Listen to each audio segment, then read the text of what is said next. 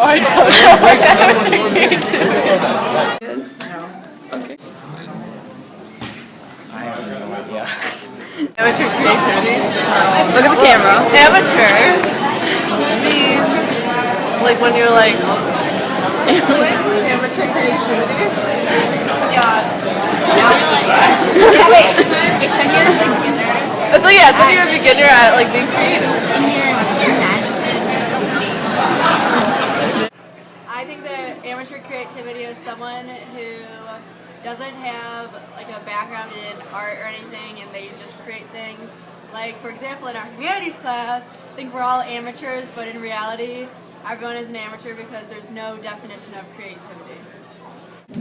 I think it's very interesting, like all like the songs that people like make on the internet and stuff, and like how they put it out and like it's for everyone to see.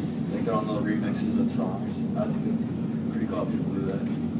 Yeah, Sean pretty much said it all. But for me, I thought the coolest thing was was it the Harry Potter thing or The Star Wars thing. the Star Wars thing? You know, how everyone like made their own little clip. I thought that was real cool. Amateur creativity, it's a creative aspect of amateurs, like young kids. So it's when young kids are creative. That's what amateur creativity is. Amateur creativity is when you're creative, but at a very low level. Yeah, a non-professional creator.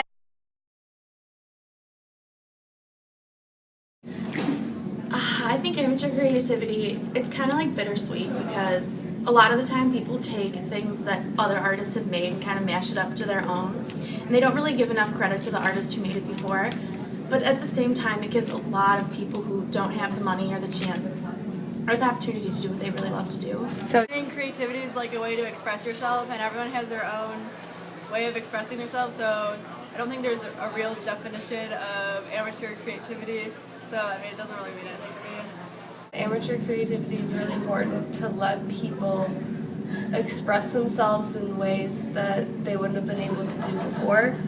Yes, because everybody has creativity, and that's important. On their own. So I think school can be a launching point for helping kids understand remix culture. But then of course, you're going to do that on your own. That only makes sense as part of what you guys do. We can have a role in that. You know, kids are going to do it anyway, right? So I think that schools have to understand that, address that, realize that providing some guidance is an important thing and can keep kids safe and do it legal.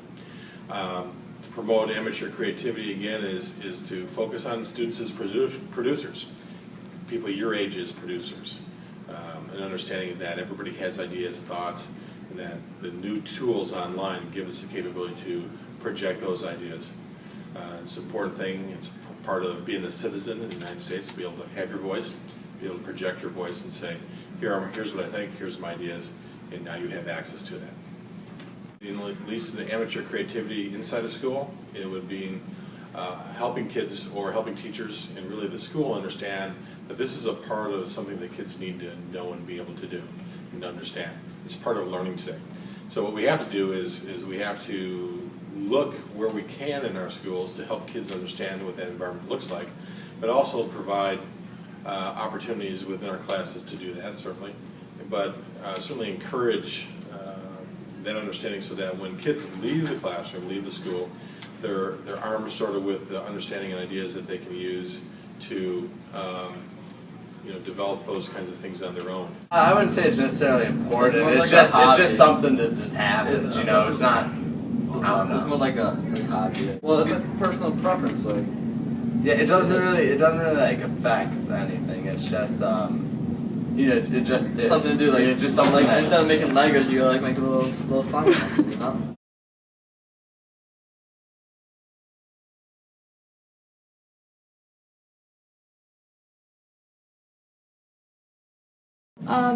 It was really fun, and then I enjoy how making iMovie because I draw, and then I made it into animation thingy.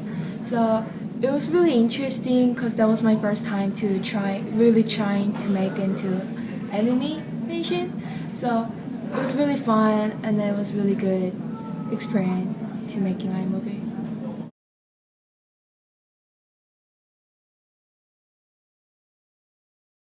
iMovies. Those are actually pretty fun to make. I enjoyed making them. What do you think about iMovies? Yeah, they're pretty fun. Me and Sean had some controversial topics and kind of caused a little dispute in the class, but overall I had a really great time. It was fun making them.